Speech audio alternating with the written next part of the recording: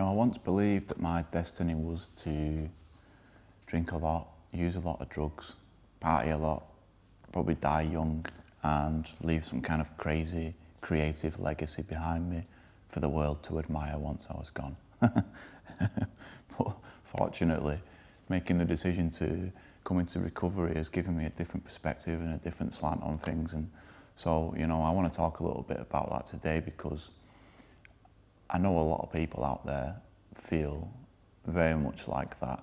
They think that the way to creative freedom and some kind of success is through excessive consumption of substances, whether that's alcohol, drugs or otherwise.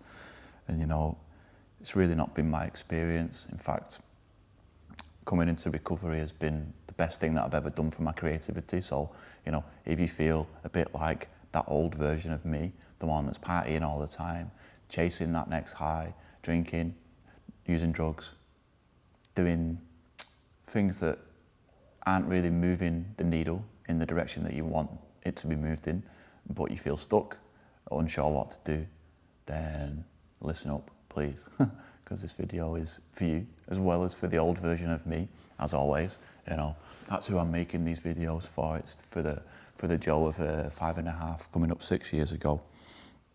So I had this old identity back when I was in active addiction. It was that rock and roll identity. It was about, aspiring to be a member of the 27 Club.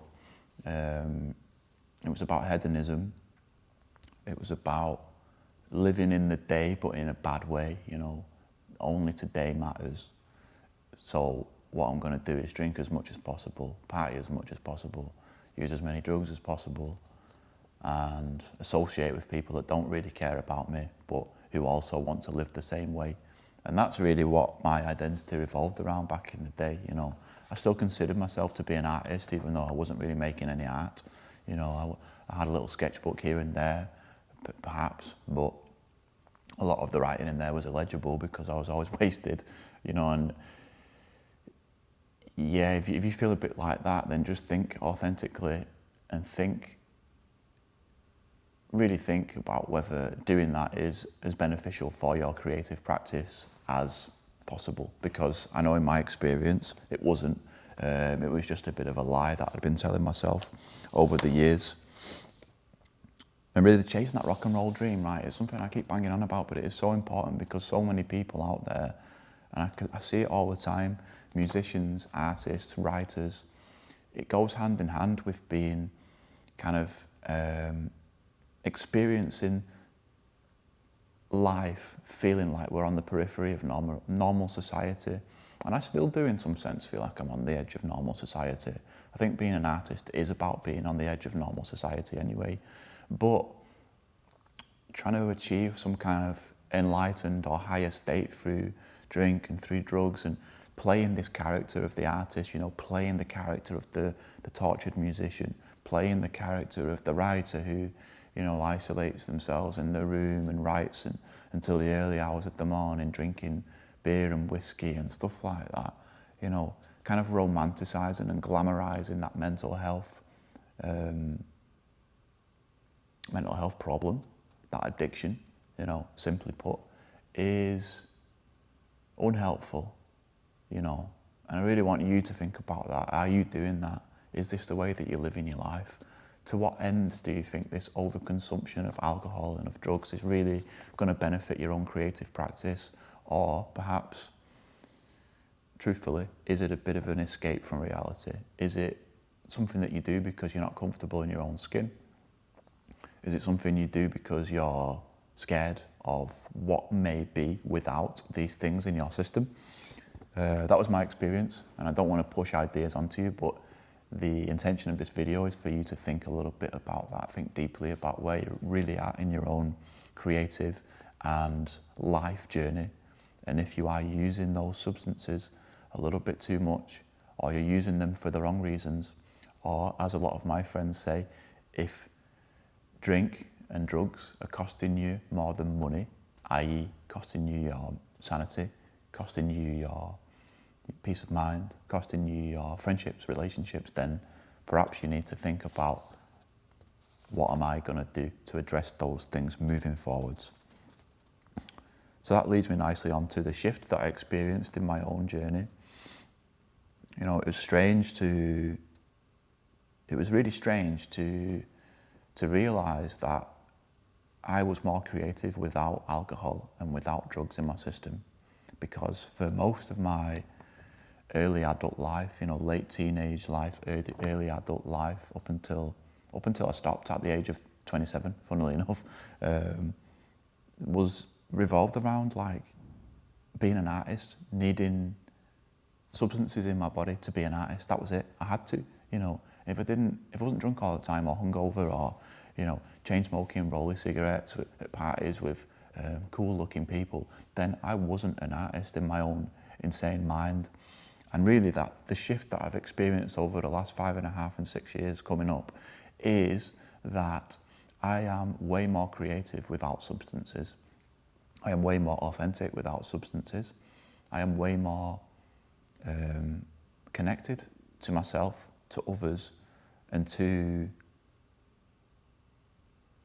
something greater than me in recovery than I ever was in addiction. You know, and spirituality is super important for me now. That shift has been massive. I used to think I was spiritual because I had long hair, because I smoked weed, because I did drugs in the woods on my own and went to music festivals and all the rest of it. And now I realise that I am trying to lead a truly spiritual life, which, you know, perhaps I should touch on in another video because it's not exactly the topic of this one. But it is super important. If you want to know more about spirituality and my own spiritual practices, let me know in the comments and I'll make a video about that, absolutely. But yeah, that shift has been so crucial, you know, going from thinking that all artists, all creative people necessarily use a lot of drink and a lot of drugs, to thinking quite the opposite, you know. And I'll openly admit, like, when I was at university studying fine art, living the artist lifestyle, but not really doing a great deal of art making, if you didn't drink, party, use drugs a lot, well, 1, I thought you were boring. 2, I thought you weren't really an artist. I thought 3, you're not going to succeed as being an artist. 4, I didn't want to spend much time in your company because these were the things that I did regularly. And so, because I had that conception of what it meant to be an artist in my own head, all the people that I gravitated towards and all the people that gravitated towards me were, in fact, the wrong kind of people. Not necessarily saying they were bad people, but they were people that partied a lot, people that didn't have any kind of structure to their lives, people that drank and used drugs a lot, hedonistic behaviour, you know, living frivolously from one day to the next without a real game plan, structure, how they were going to get anywhere in their own creative journey. And now it's not like that, you know. I've got a great gang of people around me, and this is what I would absolutely recommend to you if you're struggling. You are the sum of your 5 closest friends. You are the sum of the 5 closest people to you. And the people you associate with, the people who are in your circle around you are incredibly important. They're incredibly influential. And yeah, another point to think about is, like, who are you surrounding yourself with? And if it's nobody, then we still need to do something about that, because community is key, absolutely. And thirdly, I want to talk about how I've redefined success in my own eyes. You know, for me, success, like I touched on earlier, was like chasing high estates through drugs, chasing the rock and roll dream, live fast, burn out, die young as a tortured artist. That was once my definition of success as an artist. But now, through the work I've done on myself, through the connections I've made, through taking a good look at myself in the mirror and putting in, hard work, absolutely.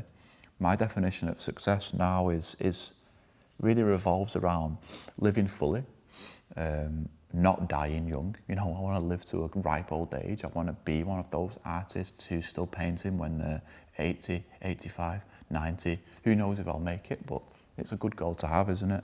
And success for me now is about being authentically spiritual, truly spiritual, as often as I can be, and as well as I can be on any given day.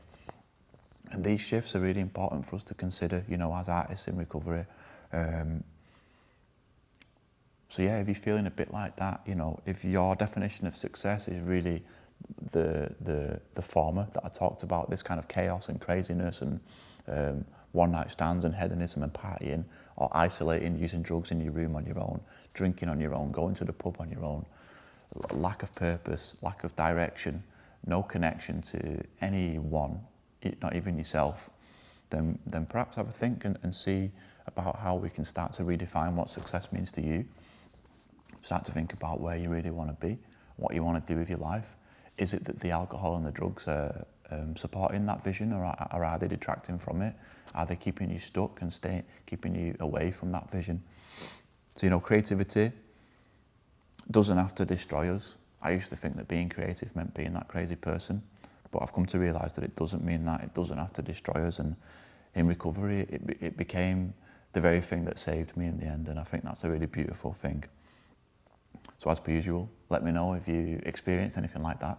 Give it a like, give it a share, subscribe if you feel so inclined to do so, and if you are wanting to connect with other like-minded people, other people who are creative, other people who are either in recovery or curious about recovery, or you know, struggle with mental health as well, then I've got this community which I've been talking about called Creating Sobriety. I'll link it below in the description. It's on School, there's a few of us in there, just getting going. It would be great to see some more people there, because I realise that there is a demand for this. So yeah, if this video spoke to you, thank you very much, and I'll see you in the next one.